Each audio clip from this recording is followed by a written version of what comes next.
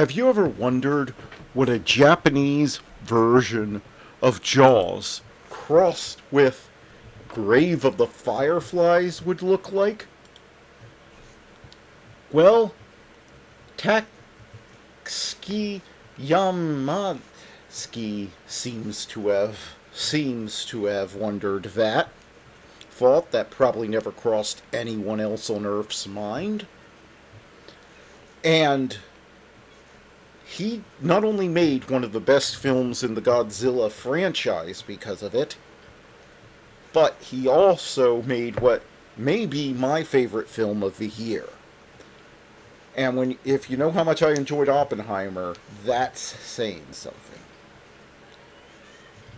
So I'm gonna take a look at this last minute savior of the winter movie season after the letdown that was Napoleon. Oh, and warning, Japanese names will be hideously mispronounced in this review. Also, spoilers, for that whole thing. But, so, this movie was not supposed to come to my theater. It just dropped out of nowhere. Suddenly it was just being listed on it when it was not listed as one of their upcoming movies. It wasn't supposed to come here. In fact, the movie was supposed to be out of theaters, period, in the US by now. But I got in to see it, and good night. After seeing a bunch of trailers for trash and being let down by almost every other movie I've seen this year in some way, and not knowing what to expect. I mean, a movie set before the original Godzilla, and which is my favorite movie in the franchise, and a movie just a move and after and a movie obviously trying to be even better than Shin Godzilla. I had serious doubt. I wasn't sure if this could possibly work or live up to the hype. But good night, it did. And it saved the winter season. I'm definitely going back to see this one again at some point in the theaters because good night, if there's one movie you see this year, this should be it. This isn't just a great Godzilla movie. This is great filmmaking, period. In fact, and I know this, and here's the thing. I told somebody right after I saw it that I thought it could work as a drama, as a drama on its about post-war Japan without Godzilla, but that's not really true. Here's the beauty of it, is it feels like that because it's just so well written and the characters and the world is just so vividly brought to life, and the realities of post-war Japan and the social attitudes and the grim grindy reality of being in a nation where your leaders wouldn't let you give up long after you lost a war to try and save their own skin. They were sacrificing you while a lot of them were spending time getting drunk and high on drugs and geishas and brothels. It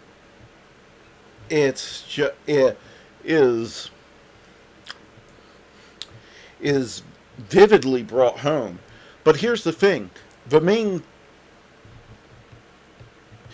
character, Kyoshiki, there had to be something to force him to face his demons. So, no, this movie wouldn't work without Godzilla. But good night. Godzilla is perfectly integrated into the story. I mean, this is the first Godzilla movie. That I think has gotten the. This Shin Godzilla and the original are the only ones that I think have gotten the perfect balance between the human characters and God's and the monster action. And don't get me wrong, the monster action is some of the best and most brutal I have ever seen in a film. I don't think Godzilla has. I mean, there were moments in the original Godzilla and Shin Godzilla where I felt tension, but I don't think I've ever felt fear at the sight of Godzilla the way I did this. I mean, it's obvious that Spielberg is an influence on this. I mean, they even have a "smile, you son of a bitch" moment in it. near, I think about half an hour, 45 minutes into the movie.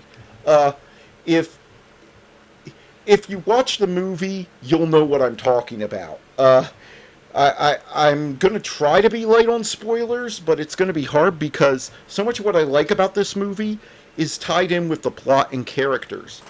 You have this kamikaze pilot who decided not to die, and he's shamed by everyone for most of the movie, and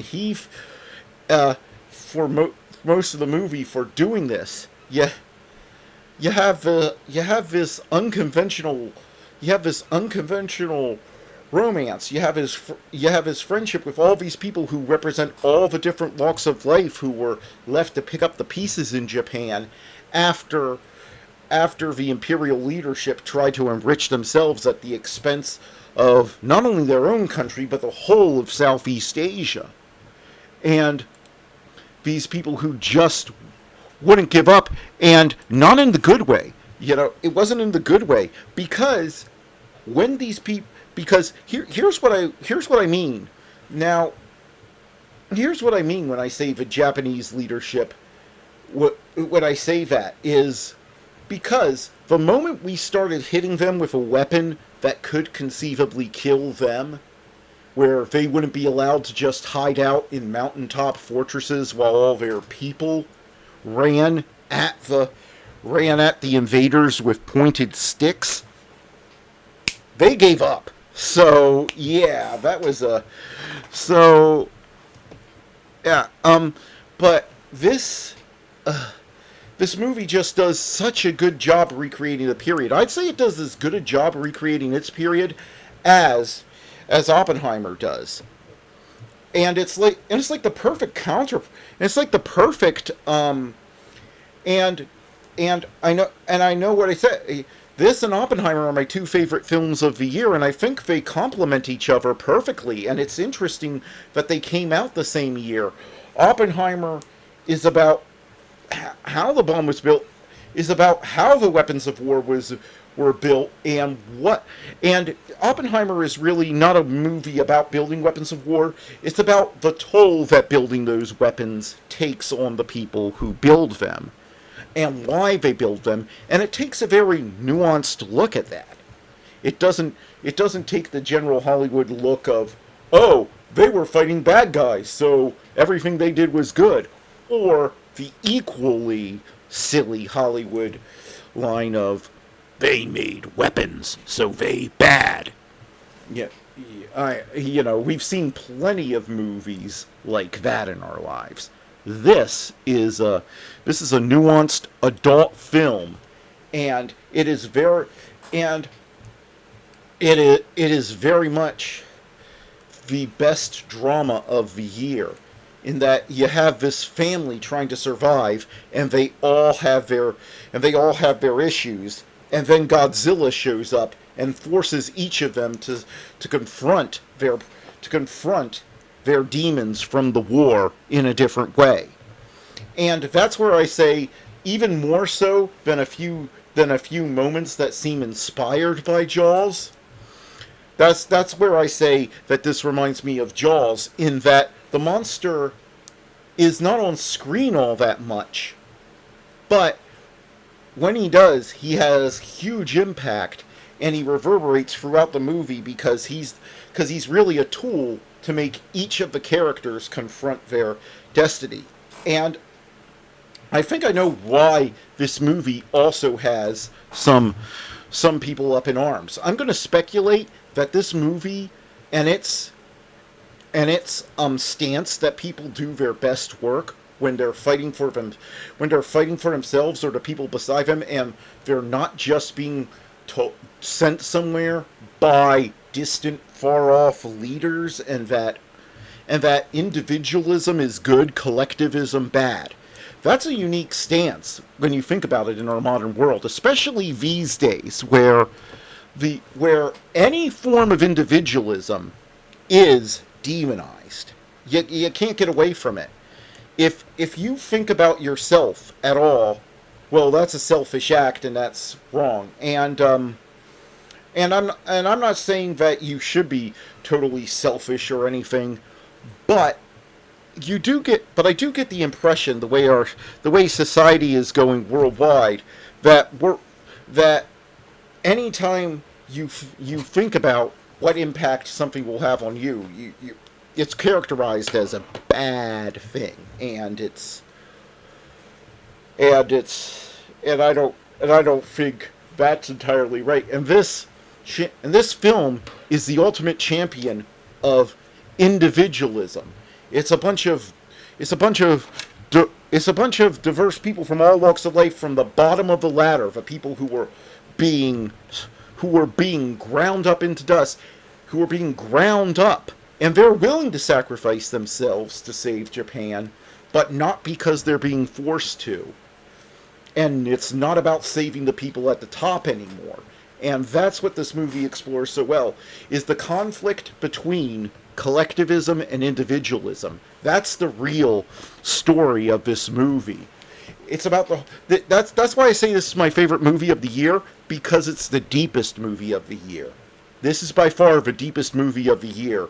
And I can't and it should win a slew of awards. It should definitely win Best Foreign Language Film. It explores the cost of war. It explores what war does to people. It explores the impact of nuclear weapons, and it does so in a nuanced way. It doesn't go for any easy answers, and it explores whether self-sacrifice is in and of itself a noble act, or whether it's a form of avoidance of a future where you're of an unsure future. This film looks at all that, and here's the thing. I don't tear up at movies, but there are 3 moments at the end of this movie where I teared up. I haven't teared up at the end of a movie since Dunkirk. Since the ships showed up at the end of Dunkirk, which I know the ships didn't really show up like that and all that, but that was one of the most dramatic moments in film history that I had ever seen. And I know I've seen a ton of movies. It's just like, so what? I think Dunkirk, that was like 6 years ago, so that tells you something. And it's just so well put together. If I were you, go in and watch it with as few spoilers as possible. That's why I'm being vague and just giving you a rough outline, is because, and here's the rough outline, and here's the thing. I don't think Godzilla has ever been this terrifying when he's chasing people. Not even in the original or Shin Godzilla. I mean, his atomic breath this time is the most terrifying it's ever been. I mean, you thought when it demolished the city it was bad, but here it actually creates mushroom clouds. It actually creates mini mushroom clouds. And when it's coming, it's just like, wow. And this director, he's personalized the fleeing citizens of Japan in a way that hasn't been done in any other Godzilla movie.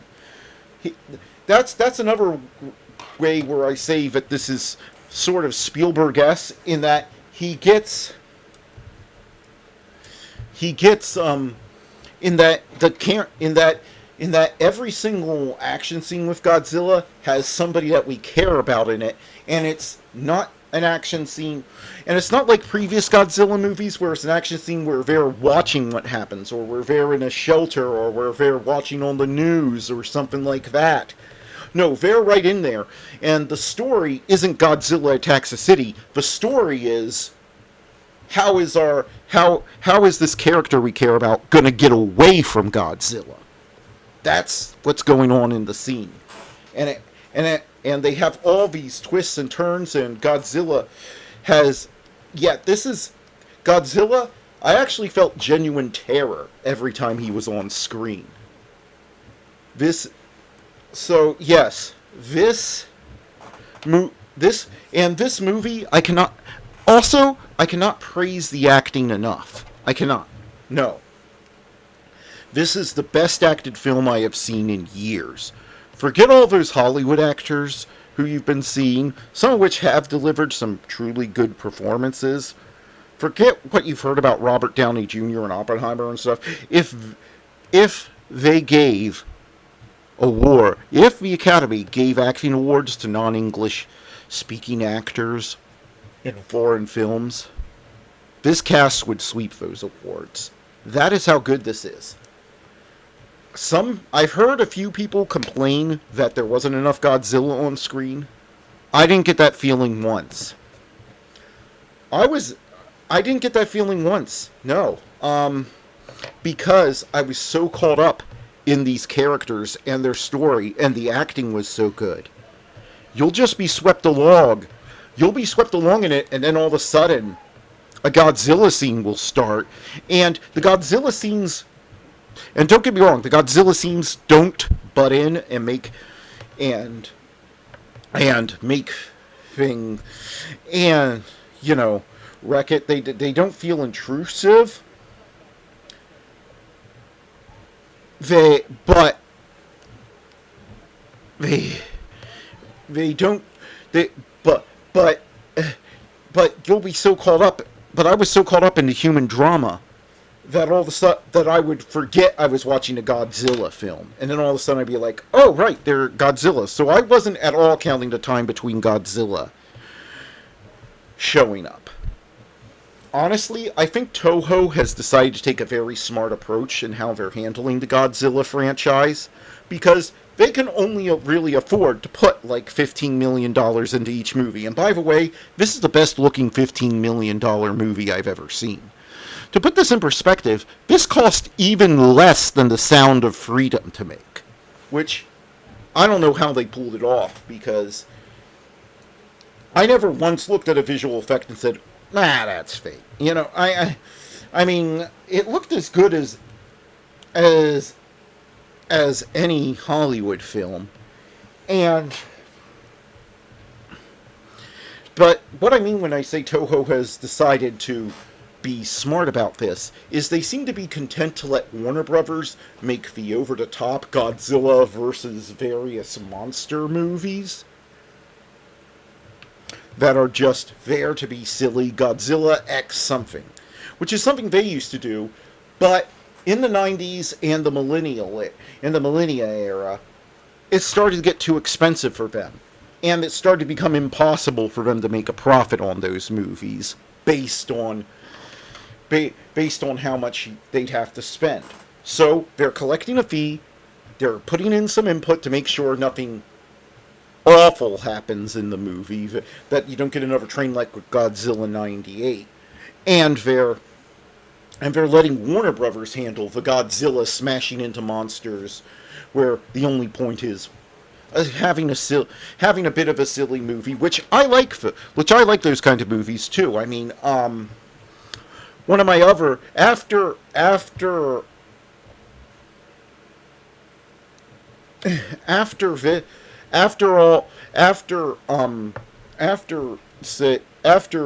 this movie and Shin Godzilla, I would say my favorite movie is the absolute bonkers silliness that is Godzilla Final War. So I like those movies.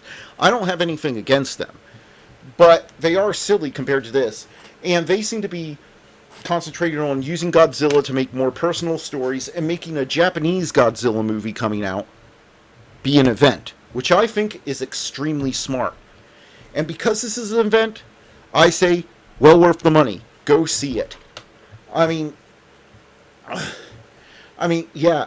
I think I can't think of anybody who wouldn't be entertained by this movie, unless of course you're really sold on the idea that collectivism is always right and individualism is always bad.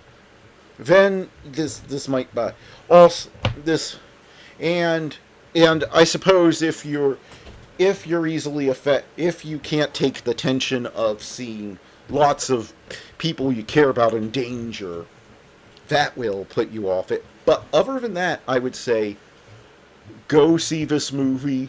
This is one of the best this is not only the best movie of the year, but it's also one of the best movies about the experience of war I have ever seen. And it's one of the best to look at it from the civilian point of view. So, yeah. I know this went rather long, and I didn't give you a plot breakdown, but I hope I emphasized just why this movie is worth seeing, and why this is the one movie you should watch if it's in your area. Get to the cinema and watch it. That's all I can say. And all I can say is thank you, Toho, for putting the effort into this and saving the winter movie season for me. And the rest of you, thank you for listening, and I'll see you next time.